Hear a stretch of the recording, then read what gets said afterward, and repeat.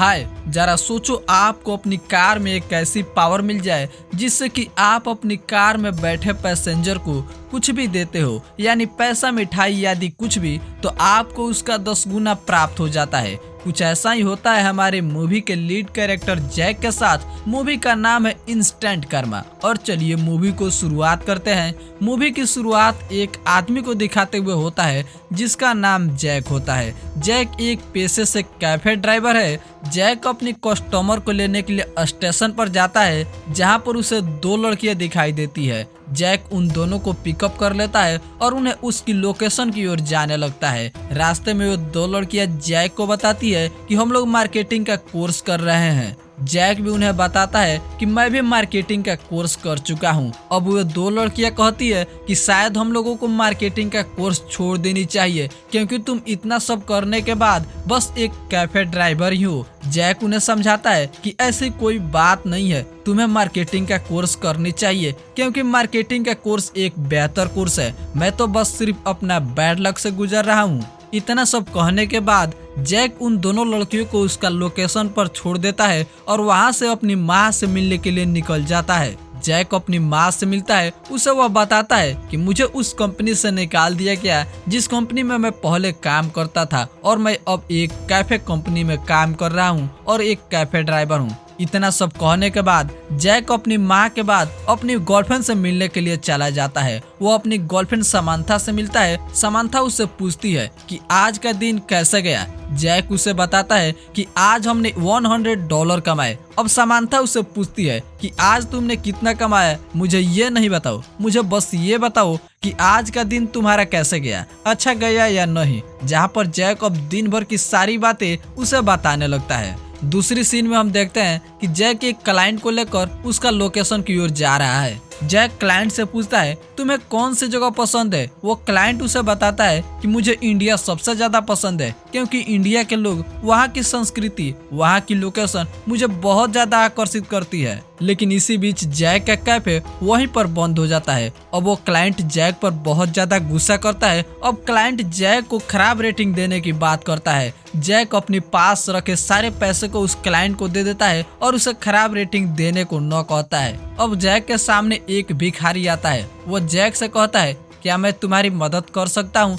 Jack तो उसकी मदद नहीं लेना चाहता है लेकिन उसके पास और कोई दूसरा ऑप्शन नहीं होता है। जैक को अपनी कार मूव करनी होती है, इसीलिए वो भिखारी की मदद लेता है। जैक भिखारी को कुछ पैसे देना चाहता है लेकिन जैक के पास कोई भी पैसा नहीं होता है। अब जैक समंथा के पास जाता है। उसे वो कहता है मैं इस जॉब को भी छोड़ रहा हूँ। जहाँ पर समंथा उसे पूछती है क्या तुमने फिर कुछ गड़बड़ किया। जैक उसे सारी बातें बता देता है। साथ में वो कहता है इस गाड़ी को बनाने के लिए हमें $10,000 लगेंगे। अब समंथा उसे कहती है चिंता करने की कोई बात नहीं है, मेरा जो दोस्त रंजीत है ना, वो अपने होम टाउन इंडिया गया है। उसने अपनी कार की चाबी मुझे दी है और उसने कहा है जब तुम्हें जरूरत हो मेरी कार को यूज कर सकती हो। जैक अब उस नई कार को ले लेता है और रोज की तरह अपने काम के लिए निकल जाता है। वो एक लेडीज क्लाइंट को बैठाता है लेकिन तभी उसे वह भिखारी दिखाई दे देता है। जैक उस भिखारी को $20 देता है लेकिन जैक जब अपनी क्लाइंट को उसके लोकेशन पर उतार देता है तो उसे $200 दिखाई देते हैं। जैक क्लाइंट से पूछता है क्या यह आपका है,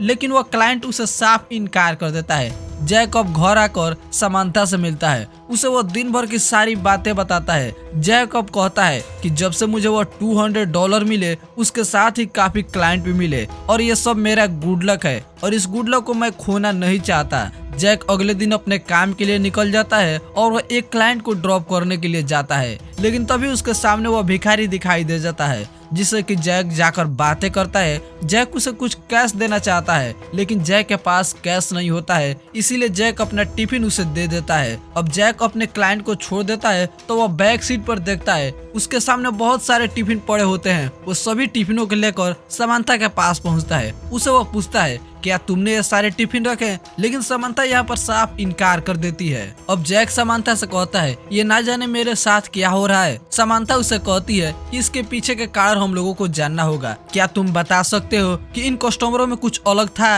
अब जैक उसे कहता है मेरा अंदाजा सही है तो इसका जवाब मैं कल दूंगा। जैक अब अगले दिन समांथा के पास काफी सारा शूज लेकर आता है। समांथा उसे कहती है कि तुम्हें इतने सारे शूज खरीदने की जरूरत क्या थी? अब जैक उसे बताता है मैंने ये सारे शूज नहीं खरीदे, वो भिखारी हम लोगों के लिए गुड लक का काम कर रहा है, क्योंकि मैं भिखारी को जब भी कुछ देता हूँ तो उसका 10 गुना मुझे प्राप्त हो जाता है। मैंने उस दिन भिखारी को $20 दिए तो उसका 10 गुना मुझे $200 प्राप्त हो गया। अब जैक भिखारी को कुछ न कुछ रोज देता है और उसके बदले उसे 10 गुना प्राप्त हो जाता है। अब जैक उस भिखारी को अपने जरूरत की सामान देता है और अपनी जरूरत की सारी चीजें प्राप्त कर लेता है। अब समांथा उसे कहती है कि हमें इससे भी बड़ा सोचनी चाहिए, उस भिखारी को हमें $1000 देनी चाहिए और उसके बदले $10,000 प्राप्त कर लेनी चाहिए। जैक ऐसा ही करता है, वो एक क्लाइंट को ले जाता है और उस भिखारी को रास्ते में $1000 देता है, लेकिन वो जब क्लाइंट को छोड़ता है तो उसे $10,000 प्राप्त हो जाते हैं। समांथा और जैक दोनों पार्टी करते हैं और ये दोनों सोचते हैं क्यों ना हम भिखारी को $10,000 दे दे और उसके बदले हमें $1 मिलियन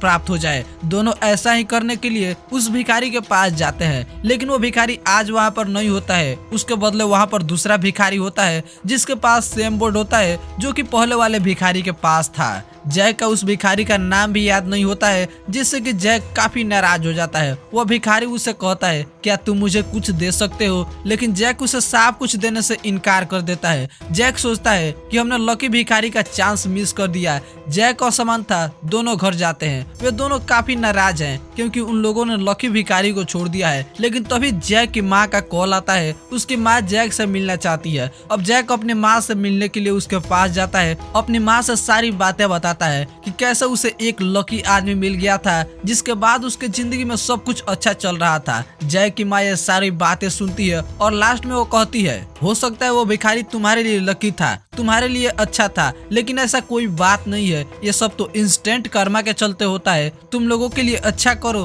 तुम्हें उसका प्रतिफल तुरंत ही मिल जाएगा। तुम कल से अपने जॉब के लिए जाओ और लोगों के लिए अच्छा करो। अब जैक अपनी माँ की बातें सुनकर काफी ज्यादा इम्प्रेस हो जाता है। वो खुशी खुशी अपने काम के लिए निकल जाता है, लेकिन तभी जैक की माँ उसके पास आती है। जैक उसे कहता है कि आप हमें जाने दे क्योंकि मेरा काम का समय हो चुका है। लेकिन जैक की माँ उसे कहती है मैं भी तुम्हारा एक क्लाइंट हूँ, क्या तुम मुझे मेरा लोकेशन तक छोड़ सकते हो? अब जैक काफी खुश हो जाता है। अपनी माँ को बिठाकर वो उसका लोकेशन की ओर जाने लगता है। रास्ते में उसे एक आदमी मिलता है जिसे जैक ड्रिंक ऑफर करता है, लेकिन वो आदमी उस ड्रिंक को लेने से इनकार कर देता है। अब जैक की माँ जैक को रिलैक्स होने का कहती है। उसे कहती है कि सही समय पर सही इंसान से यूनिवर्स तुम्हें मिला देगा, बस तुम्हें कुछ समय इंतजार करने की जरूरत है। ये दोनों आगे बढ़ते हैं। उसे एक भिखारी दिखाई देता है जिसे जैक ड्रिंक ऑफर करता है। वो भिखारी उस ड्रिंक को ले लेता है। उसकी माँ उसे $20 ऑफर करती है और वो भिखारी इन दोनों से ले लेता है। अब जैक अपनी घर आता है तो वह समांथा से मिलता है, जिससे कि समांथा काफी नाराज है। समांथा उसे कहती है क्या तुमने उस लकी भिखारी को खोजने की कोशिश की? जहाँ पर जैक उसे कहता है ऐसी कोई बात नहीं है, मैंने अपनी माँ से मिला। वह कहती है कि ये सब तो इंस्टेंट कर्मा के चलते होता है और मैंने अभी एक भिखारी की मदद करके आया हूँ। समांथा उसे कहती है क्या तुम्हें उसका 10 गुना प्राप्त हुआ? जैक उसे बताता है कि हमने कार की हर जगह पर तो खोज ली, लेकिन कहीं भी कुछ भी सामान नहीं मिला। लेकिन समांथा इसी बीच कहती है क्या तुमने कार की बैक सीट पर देखा? जैक को यह याद आता है कि उसने बैक सीट पर तो देखा ही नहीं। वे दोनों बैक सीट के पास जाते हैं, जहाँ पर वे दोनों देखते हैं कि इन लोगों के पास $200 और 10 ड्रिंक के बोतल प्राप्त होते हैं। यहाँ पर हम यह सब जान जाते हैं कि ये सब तो इंस्टेंट कर्मा के चलते हो रहा है। अब जैक हमेशा अपने काम के लिए जाता है। वो अपने पैसेंजर को कुछ न कुछ रोज ऑफर करता है और वह लास्ट में देखता है कि उसके बैक सीट पर काफी सामान होते हैं। एक दिन जैक एक लेडी क्लाइंट से मिलता है जो कि अलग दिखाई दे रही होती है। जैक उस क्लाइंट को उसका लोकेशन तक छोड़ने के लिए जाता है, लेकिन तभी वो लेडी क्लाइंट एक गन निकालकर जैक से उसके सारे पैसे ले लेती है। जैक अपना बैग भी दे देता है और वो लेडी क्लाइंट सारे पैसे निकालकर उसके वहां से भाग जाती है। अब जैक काफी डरा हुआ होता है। अपनी कार में वह जाता है और सभी तरह खोजबीन करना शुरू कर देता है, लेकिन उसे अपनी कार में कुछ भी नहीं मिलता है। अब जैक समांथा से मिलता है, उसे वह कहता है कि हमने उस लेडी को बहुत सारा सामान और पैसा दिया लेकिन हमें कुछ भी नहीं प्राप्त हुआ, शायद मैजिक फिर से काम नहीं कर रहा है। लेकिन समांथा उसे कहती है ऐसी कोई बात नहीं है, हमें फिर से कुछ सोचना पड़ेगा। क्या तुमने नोटिस किया कि उस पैसेंजर में वैसा कुछ नहीं था जो कि बाकी पैसेंजरों में था।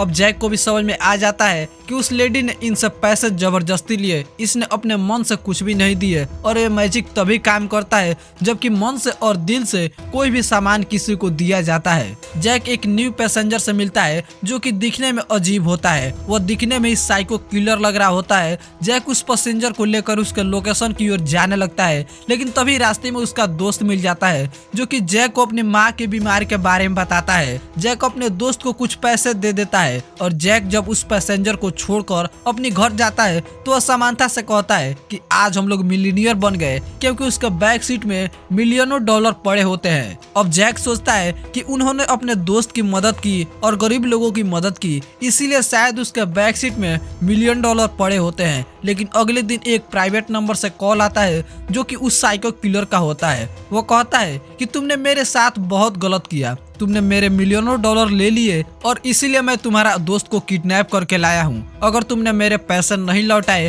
तो मैं तुम्हारा दोस्त को मार दूंगा। अब जैक सोच में पड़ जाता है कि उसने अपने दोस्त को तो दिल से पैसे दी और मन से पैसे दी, लेकिन फिर भी यह मैजिक काम नहीं किया और उसने दूसरे किसी का पैसा लेकर आ गया। अब जैक काफी सोच विचार करता है तो उसे याद आता है कि पिछली बार उसने जब कार की सफाई की थी तो कार से कुछ सामान निकाली थी। वो एक मूर्ति को निकाला था। उस मूर्ति को वो ऑनलाइन सर्च करता है तो उसे समझ में आता है यह मूर्ति तो स्वयं शनि महाराज यानी गॉड ऑफ कर्मा की है। अब जैक को यह समझ में आ जाता है कि उसके साथ जो भी हो रहा था वो कोई अलग से नहीं हो रहा था, बल्कि इसी मूर्ति यानी शनि महाराज के चलते हो रहा था। अब जैक अपनी गर्लफ्रेंड समांथा के साथ अपने दोस्त को बचाने के लिए निकल जाता है। वो उस साइको के पास जाता है तो वह देखता है कि वो एक गैंगस्टर है, उसके पास काफी आदमी है। जैक उसके सामने यह शर्त रखता है कि उसके वो सारे पैसे को दे देगा, बदले में उसे इन तीनों को छोड़ना होगा। गैंगस्टर यह मान जाता है। अब जैक उसके पैसे को लौटा देता है। गैंगस्टर इन तीनों को छोड़कर वहां से चला जाता है और इसी के साथ यह मूवी यहीं पर समाप्त हो जाती है।